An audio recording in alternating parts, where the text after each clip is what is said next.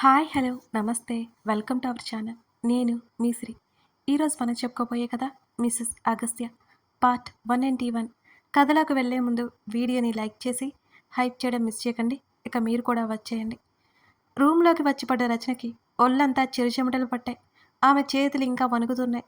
కంగారుగానే ఉంది. ఫ్రెష్ అయ్యి బెడ్ మీద కూలబడింది. ఆమె తల్లి కాల్ చేయడంతో గట్టిగా ఊపిరి తీసుకుని కాల్ లిఫ్ట్ చేసింది. నైట్ బయలుదేరుతున్నట్టు తల్లితో చెప్పి కాసేపు మాట్లాడి కట్ చేసింది. అరవింద్కి తనకి టిఫిన్ ఆర్డర్ చేసి అరవింద్ రూమ్లోకి మళ్ళీ వెళ్ళింది రచన. అప్రయత్నంగా అతని చొక్కా వైపు చూడగా అతను టీషర్ట్ తగిలించుకొని కనిపించాడు. చెయ్యి ఎలా ఉంది సార్, నొప్పి తగ్గిందా? రచన అడిగింది. ఆమె మాటల్లో కన్సర్న్ ఉట్టిపడుతోంది. Feeling better. నవీన్ గురించి కనుక్కున్నావా అని అడిగాడు. రూమ్లోనే ఉన్నాడట సార్. రాత్రి అక్కడే ఉన్నాడట. ఈవినింగ్ వెళ్ళేటప్పుడు కాల్ చేయమని చెప్పాడు అని రచన చెప్పింది. ఆ లోపు టిఫిన్ వచ్చింది. అది తీసుకొని టీపాయ్ బెడ్ దగ్గరికి లాక్కొచ్చింది రచన. అతనికి ప్లేట్ అందిస్తూ అతని కుడి చేతికి గాయం అవ్వడం ఆమె గమనించింది. అతను ఎలా తింటాడు? రచనకి పాపం జాలి వేసింది. పాపం తన మూలంగానే అతనికి ఈ గాయాలయ్యాయి. అరవింద్ స్పూన్ నైఫ్ తీసుకున్నాడు. పూరి అసలు ఎలా తినగలడు పాపం? సార్, రచన పిలుపుకి తల ఎత్తి చూశాడు. తినగలరా అని రచన అడిగింది. తింటాను, నువ్వు కూడా తిను రచన అని అతను చెప్తుంటే అతని పరిస్థితి చూసి నేను తర్వాత తింటాను సార్, మీకు పెడతాను అంటున్న ఆమె మాటలకు అతను ఆమె వైపు విస్మయంగా చూశాడు. ఏంటి, తను ఏం విన్నాడో అర్థం కానట్టు అరవింద్ మళ్ళీ అడిగాడు. తినిపించమంటారా? అంటే మీ రైట్ హ్యాండ్ బాలేదు కదా, స్పూన్తో తినలేరు కదా అని ఆమె కాస్త కంగారుగానే చెప్పింది. ఆమె ముఖంలో అతని పట్ల కన్సర్న్, అతని కోసం టెన్షన్ మాత్రమే కనబడుతున్నాయి. నువ్వా? నేనే. ఏమైంది సార్? అరవింద్కి లోపల పిచ్చి హ్యాపీగా అనిపించింది. అప్రయత్నంగా తన చేతిలో ఉన్న ప్లేట్ ఆమెకి ఇచ్చేశాడు అరవింద్. ఆమె శ్రద్ధగా అతని నోటి దగ్గరికి తీసుకొచ్చింది. అరవింద్ ఆమెని చూస్తున్నాడు. తినమన్నట్టు చూసింది. ఆమె చేత్తో పెడుతుంటే అరవింద్ ఆమెని చూస్తూ తింటున్నాడు. రచన ధ్యాసంతా ఆ ప్లేట్లో టిఫిన్ మీదే ఉంది. అరవింద్ తినడం పూర్తయింది. రచన సోఫాలో కూర్చుంది. అరవింద్ ఆమెనే చూస్తున్నాడు. మొదటి ముక్క కళ్ళకు అద్దుకొని తిన్నది.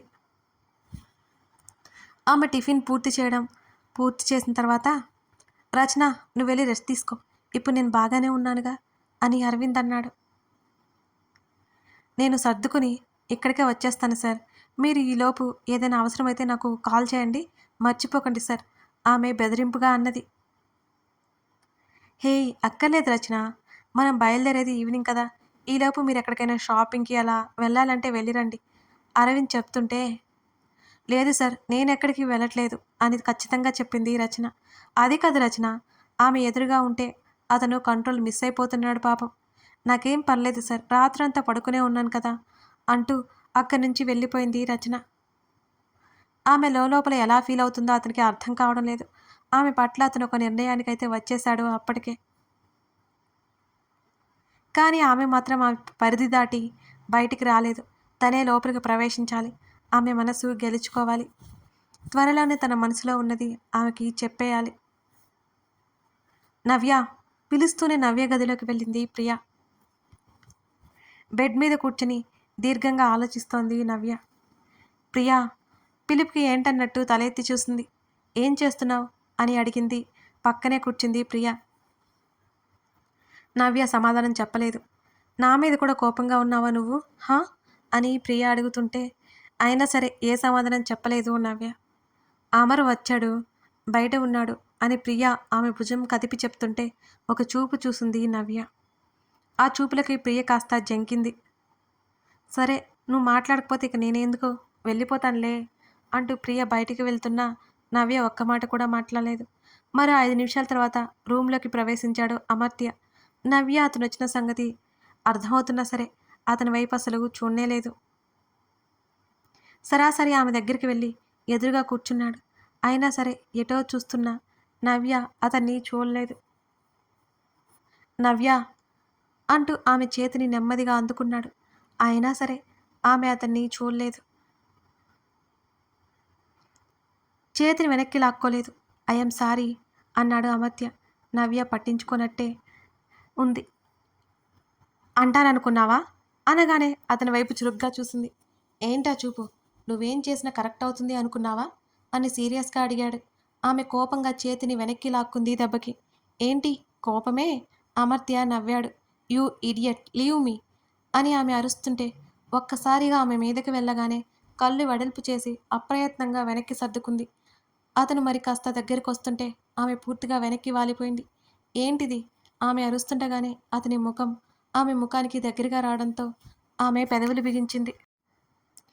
నీ బ్రెయిన్‌లో ఇంకా ఏముందో చూస్తున్నా అన్నాడు అమర్త్య. అమర్ ప్లీజ్ ఆమె అరవాలన్నా ఆమె గొంతు మెల్లిగా వచ్చింది. నోరు పడిపోయిందా? సైలెన్స్‌తో చంపుతున్నావు అందర్నీ అంటూ ఆమె చెంప మీద చేయి వేశాడు. చిరాగ్గా ముఖాన్ని పక్కకు తిప్పేసుకుంది నవ్య. అది అతనికి తెలుస్తున్నా పట్టనట్టే ఆమె బుగ్గలు పట్టి తన వైపుకి తిప్పుకున్నాడు. అమర్ లీవ్ మీ ఆమె కోపంగా లోతైన స్వరంతో చెప్పింది. మీ డాడీ నీకోసం చస్తున్నారు రోజు రోజు. ఆయన చేసింది తప్పే. ఆయన నీ గురించే కదా ఆలోచించి అప్పుడు అలా చేశారు. నువ్వు ఇంత పిచ్చిదానివి అవుతావని ఆయనకి తెలిసి ఉంటే, లేకపోతే ఇలా ఎందుకు చేస్తారు? మీ డాడీని గమనించావా అని అతను తీవ్రంగా గొంతు తగ్గించి మాట్లాడుతున్నాడు ఆమెతో. ముందు దూరం జరుగు అంటూ అలా కూర్చోలేక అవస్థలు పడుతోంది నవ్య. అతను వెనక్కి సర్దుకొని ఆమె రెక్క పట్టుకుని ముందుకు లాక్కున్నాడు. నవ్య అని పిలుస్తూ ఆమె భుజం పట్టి ఊపేస్తూ, నీ పిచ్చి ఆలోచనల నుంచి బయటికి రా, నీ గతం నుంచి బయటికి రా, వాస్తవాన్ని చూడు, ఊహల్లో బ్రతకకు అతను గట్టిగా చెప్తుంటే అతని చేతులు విసిరికొట్టింది. ఐ హేట్ యు అని ఆమె కోపం చూపాలన్న ఆమెకు ఏడుపు వచ్చింది. ఒక్కసారిగా 2 చేతుల్లో ముఖం దాచుకుని నవ్య ఏడవసాగింది. ఈ మధ్య ఆమె మౌనం బహిర్గతమైపోయి హృదయ విదారకంగా ఏడవసాగింది నవ్య. ఆమెనలా చూస్తుంటే అతనికి జాలి వేసింది. ఎంత చక్కగా ఉండేది. ఎవరేమి అడిగినా కాదనేది కాదు. ఎప్పుడూ చిరునవ్వుతో ఉండేది. ఇప్పుడు విలువలను వదిలేసి ఇలా పిచ్చిదానిలా తయారైంది. అమర్త్య ఆమెని గబుక్కున దగ్గరికి లాక్కున్నాడు. ఆమె ఏడుపు ఆపలేదు. ఆమె ఏడ్చి కాసేపటికి తెప్పరిల్లి అతన్ని నెట్టేసింది. Don't touch me, I hate you. ఫ్రెండ్లా నటించే మోసగాడివి నువ్వు. ఇదంతా నువ్వు కావాలి అని చేశావు. నన్ను పెళ్లి చేసుకోవడానికే అగస్త్యతో చేతులు కలిపావు.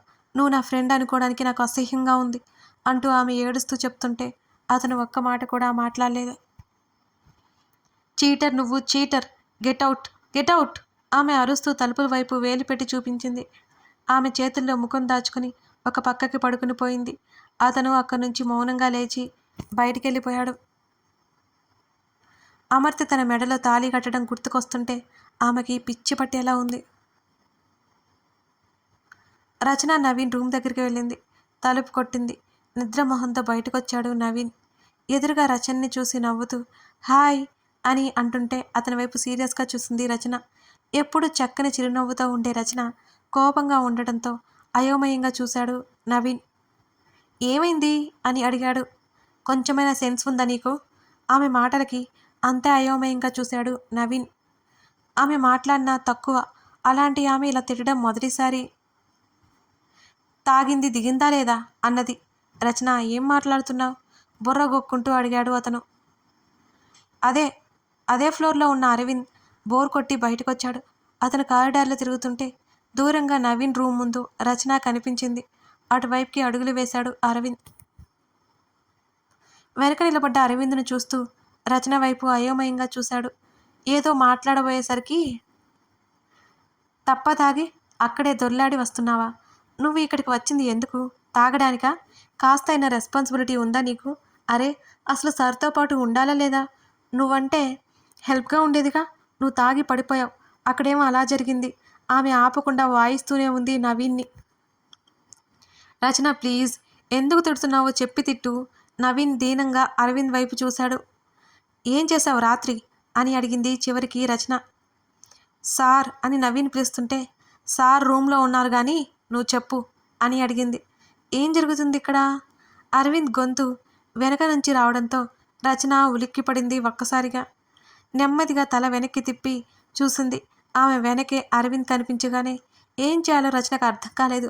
అతను తన మాటలన్నీ వినేశాడా? ఏమో సార్ వచ్చి నన్ను చెడామడా తిట్టేస్తోంది అని అన్నాడు నవీన్. వెంటనే తల పక్కకు పెట్టుకొని నెమ్మదిగా ఆమె వెళ్ళిపోతుంటే, రచన ఆగు, అసలేమైంది? ఆమె నవీన్ చెప్పడంతో ఆగిపోయింది అక్కడే. ఈవినింగ్ 6కి ఎయిర్పోర్ట్కి బయలుదేరాలి, రెడీగా ఉండండి. ఆ మ్యాటర్ అక్కడితో కట్ చేసి అరవింద్ అతని గదికి వెళ్ళిపోయాడు. సార్ ఎప్పుడొచ్చారు? కాస్త కంగారుగానే అడిగింది రచన. నువ్వు నన్ను తిడుతున్నప్పుడే వచ్చారు. ఇంతకు ఎందుకు తిట్టావు రచన? నవీన్ అయోమయంగా అడిగాడు. రాత్రి జరిగింది మొత్తం చెప్పింది రచన. షాక్ అయిపోయాడు నవీన్. ఏంటి, ఇంత జరిగిందా? అసలు ఎవరు వాళ్ళు? అదే ఆశ్చర్యంతో అడిగాడు నవీన్. ఏమో, నాకేం తెలుసు. సార్ చేతికి గాయమైంది. నువ్వు ఉంటే మీ ఇద్దరు కలిసి వాళ్ళని కొట్టేవాళ్లే కదా అంటున్న రచన మాటలకు కళ్ళు తేలేసి, వామ్మో, నాకు ఫైటింగ్ కట్టరాలు రావమ్మా అని గుండెల మీద చేయి వేసుకుంటూ అన్నాడు నవీన్. అతని వైపు సీరియస్గా చూసి వెళ్ళిపోయింది రచన. ఈ ప్లేస్లో అమ్మాయికి సేఫ్టీయే లేదు అనుకుంటా, భయంగా అనుకున్నాడు నవీన్.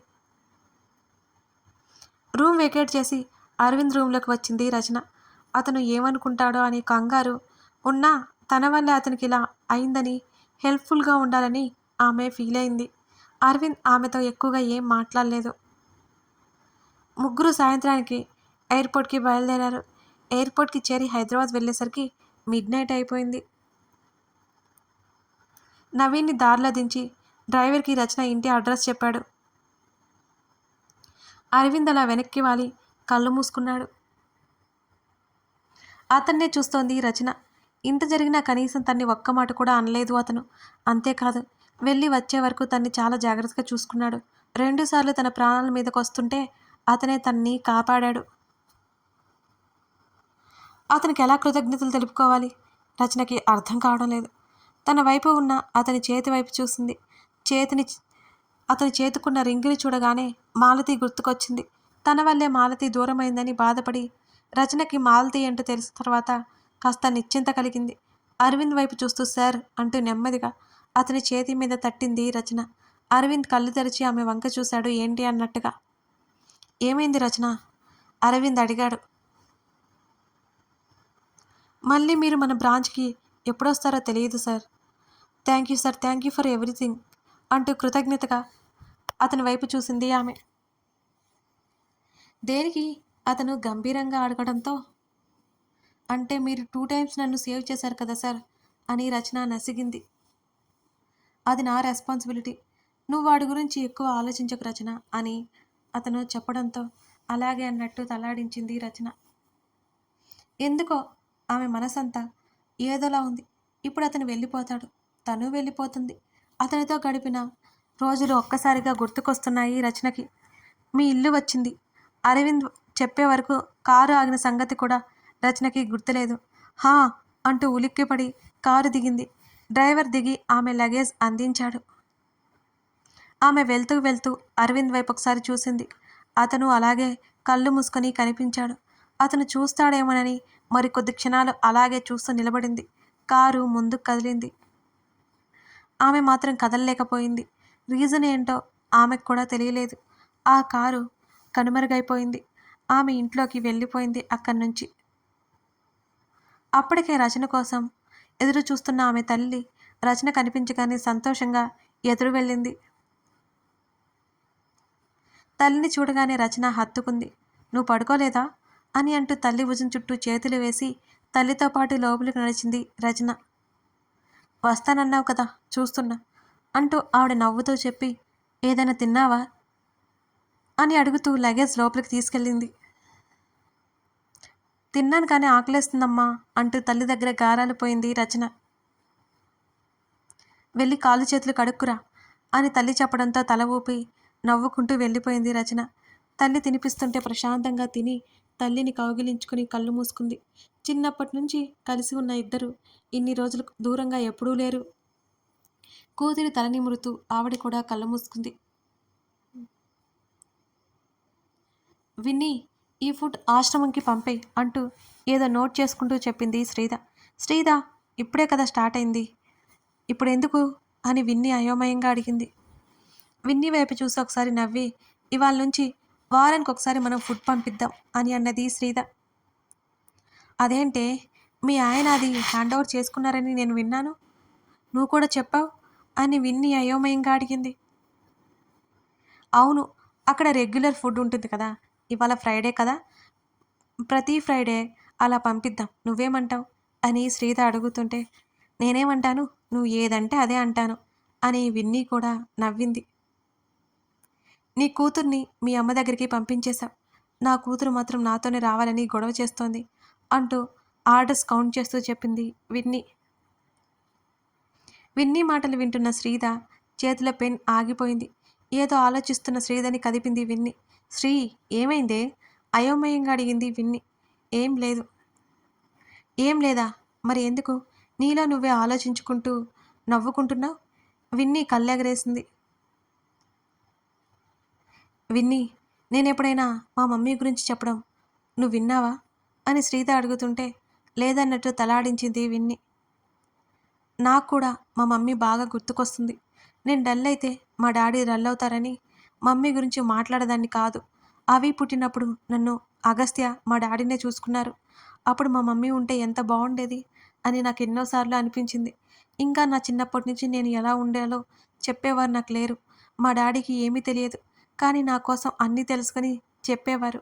అమ్మ లేకపోతే చాలా కష్టం కదా, శ్రీద అడిగింది. మాట్లాడుతుండగానే ఆమె కళ్ళల్లో నీళ్లు తిరిగాయి. శ్రీద తన తల్లి గురించి మాట్లాడడం మొదటిసారి వింటోంది విన్ని. కథ కొనసాగుతోంది. ఈ కథ మీకు నచ్చితే తప్పకుండా లైక్ చేసి కామెంట్ చేయండి. అలాగే అరవింద్ రచన మధ్య ఏమి జరుగుతుందో గెస్ చేయండి. రచన ఫీలింగ్ ఏంటో ఆమె తెలుసుకోలేకపోతుంది కదా, మరి అరవింద్ ఏం చేయబోతున్నాడు? ఇంకా ఈ కథ ఏంటో తెలియాలంటే మన ఛానల్ని సబ్స్క్రైబ్ చేసుకుని సపోర్ట్ చేయండి.